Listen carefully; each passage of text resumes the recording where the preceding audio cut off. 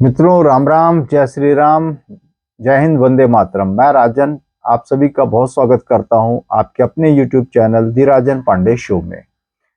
मित्रों, जब से यह बेंगलुरु की मीटिंग नवगठित गठबंधन की संपन्न हुई है, उसके बाद से अगर आप लोग देखें तो कुछ ऐसा सनसनीखेज या कुछ भी इस प्रकार की कोई खबर निकल कर आ नहीं रही थी, परंतु अब ऐसा है कि निकलकर आने लग गई हैं।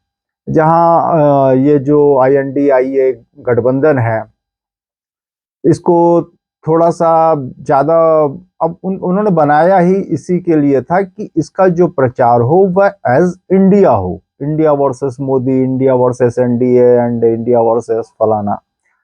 तो उसको लेकर एक अभी भी बेचारे, मैं बेचारा शब्द इसलिए यूज कर रहा हूं क्योंकि जो आम जन है, आम वोटर है, वह इसको एक्सेप्ट नहीं कर पा रहा है। न कर पाने का कारण भी यही है कि इंडिया, दैट इज भारत, आप 26 दल, मैंने अपने प्रीवियस एपिसोड्स में भी बताए थे कि आप महज 26 दल मिलकर इंडिया नहीं बनाते।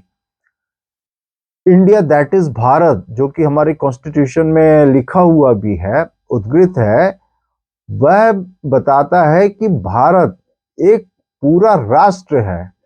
आप सिर्फ 26 लोग खड़े हो जाएं, बोले कि हम भारत हैं, तो वह एक, मैं देखिए, मैं हमेशा बोलता हूं, मैं कोई नेता नहीं, मैं कोई बड़ा वैसा कोई पत्रकार नहीं, कुछ नहीं, बस एक आम आदमी के बीच में रहकर जो बातें होती हैं वह मैं आप सबके साथ शेयर करता हूं। तो यह मतलब मैं टटोलना चाह रहा था, थोड़ा सा प्रयास कर रहा था कि उन लोग उसको एक्सेप्ट कर पा रहे हैं कि ये इंडिया वर्सेस NDA की लड़ाई है। तो एक साहब का तो बड़ा मतलब उनका जवाब बड़ा अच्छा लगा। मतलब अब वो लैंग्वेज तो मैं नहीं बोल सकता, मगर हाँ ये जरूर बोले कि मैं बहुत ही उसको सभ्य भाषा में बोल रहा हूँ कि इन लोगों को क्या लगता है कि ये 26 को जो है स्पेशल 26, इन लोग मिलकर हमको हूतिया जैसा मान के चल रहे हैं क्या।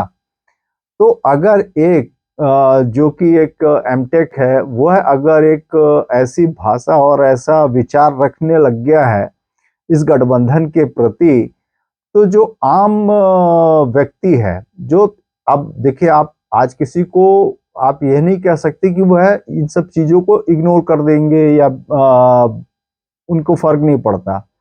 फर्क पड़ता है, क्योंकि इससे वो एक मैसेज जो जा रहा है वह यह जा रहा है कि यह जो गठबंधन बना है INDIA, इन लोगों ने एक कालनेमी जैसा, एग्जैक्टली अगर वो साहब की मैं बात भी बोल दूं कि ये कालनेमी बनकर आए हैं, और इन्होंने भले ही भारत का आवरण या वेशभूषा धारण करके आम जनता को यह बताना चाह रहे हैं कि यह अगला जो चुनाव होगा वह इंडिया वर्सेस मोदी होगा या इंडिया वर्सेस NDA होगा।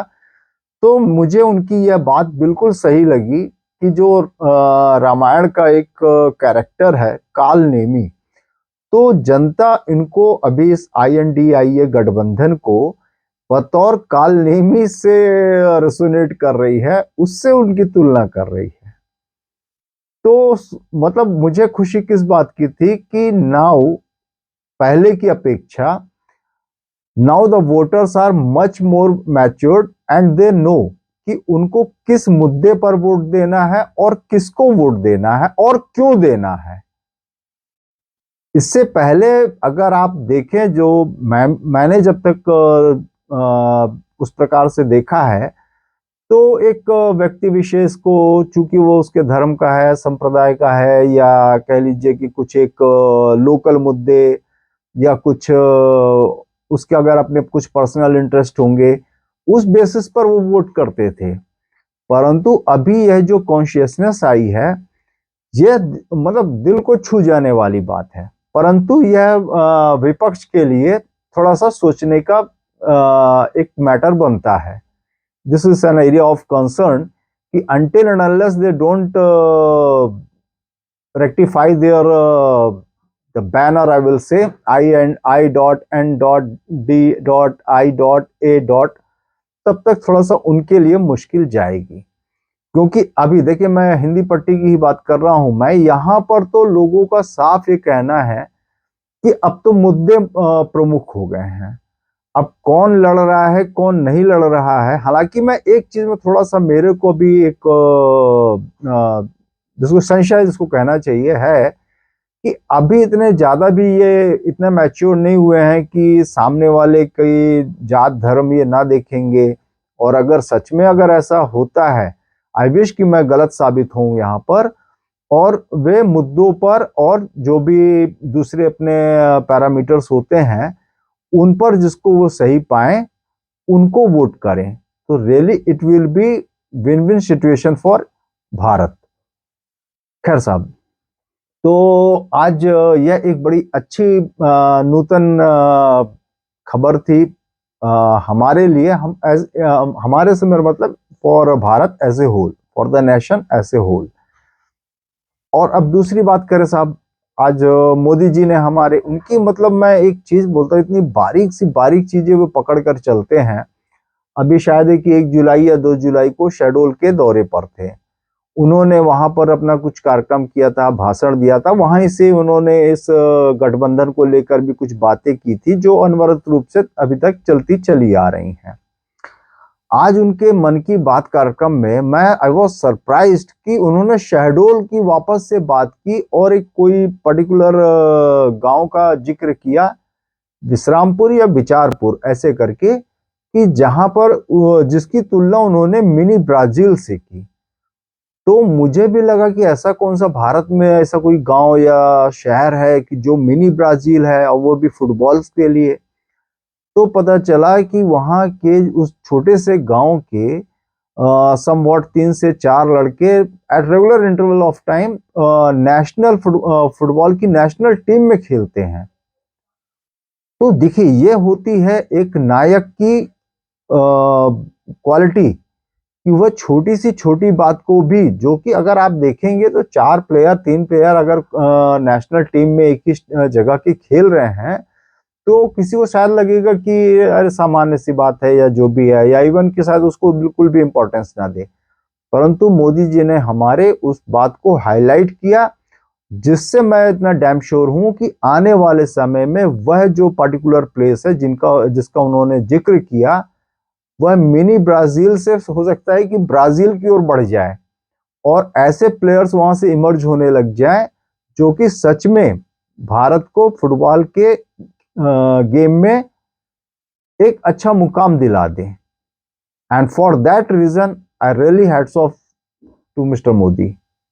मतलब ये मेरी कल्पना से परे था कि कोई इतनी छोटी सी कोई बात उनको बताई गई होगी या उन्होंने कहीं से जानी होगी, उसको वे अपने मन की बात में उद्धृत करेंगे। अब साहब मोदी जी से जुड़ी एक और बात है, अभी शायद है कि 1 अगस्त को वे पुणे में कार्यक्रम करने वाले हैं, कोई एक जनसभा होने वाली है जहां शरद पवार जी उनको सम्मानित करेंगे या उनके साथ शेयर मंच साझा करेंगे। इसको लेकर इस गठबंधन में विपक्षी गठबंधन में अभी से कह लीजिए कि एक विरोधाभास शुरू हो गया है। जो मैंने थोड़ा बहुत पढ़ पाया था तो उसमें पाया कि केजरीवाल साहब को आपत्ति है, राहुल गांधी जी को आपत्ति है, या और जो अन्य घटक दल हैं उनको आपत्ति है। और मतलब इस बात के लिए आपत्ति कि हम जिनके साथ लड़ाई लड़ने जा रहे हैं उनके साथ ही पवार साहब मंच साझा करेंगे, उनके बगल में बैठेंगे। स्वाभाविक है, बैठेंगे तो अगल बगल तो फिर एक दूसरे के लिए कुछ अच्छे शब्द ही कहेंगे, तो उनके लिए फिर विपक्ष के लिए तो ये मुश्किल वाली बात हो जाएगी।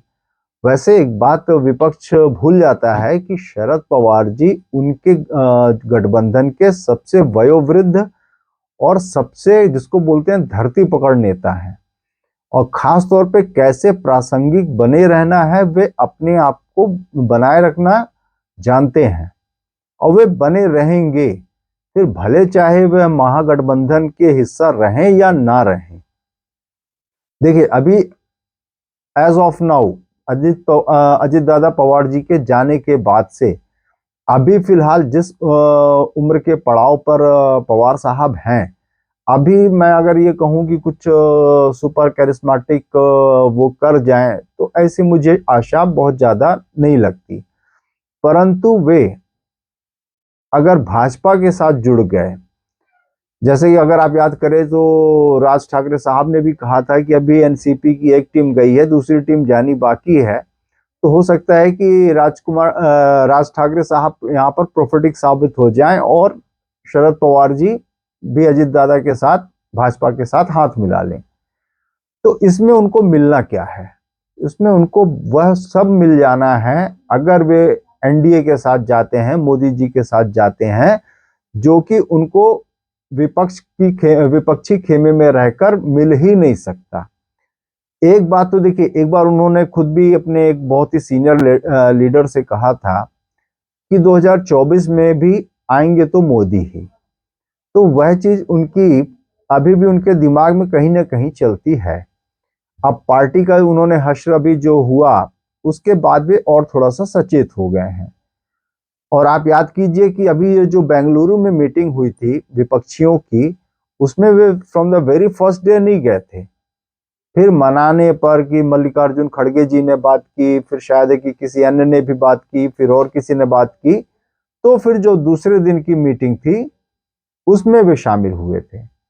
पहले दिन के जो गाला डिनर आयोजित किया गया था कांग्रेस के द्वारा, सोनिया गांधी जी के द्वारा, उसमें वे शामिल नहीं हुए थे। और उनकी एक एक भाव भंगिमा और ये जो इशारे वे देते हैं, शायद है कि विपक्षी पार्टियां इसको पढ़ नहीं पा रही हैं। तो शरद पवार साहब अभी तो फिलहाल आप ऐसे मानकर चलिए कि वे न्यूट्रल हैं। अभी वे अपना सही से मन नहीं बना पाए हैं कि वे INDIA यानी कि विपक्ष के साथ हैं या अंततोगत। तो अभी चूंकि समय भी बहुत है लोकसभा चुनाव के लिए, वे तब तक अपना जोड़ घटाना, डिवाइड करना, प्लस करना, माइनस करना वे करते रहेंगे। ये उनके आप राजनीतिक कैरियर को अगर आप देखेंगे तो इससे उनको समझ में आ जाएगा। और अगर वे एनडीए ज्वाइन कर लेते हैं तो मोदी जी के लिए एक बहुत बड़ा बूस्ट हो जाएगा।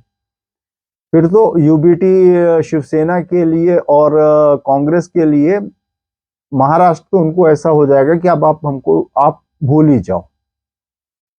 और सुप्रिया सुले जी, उनका ऑलमोस्ट फिक्स है कि अगर वे एनडीए से हाथ जोड़ते हैं तो स्वाभाविक है कि केंद्र में मंत्री पद उनका फिक्स हो जाता है।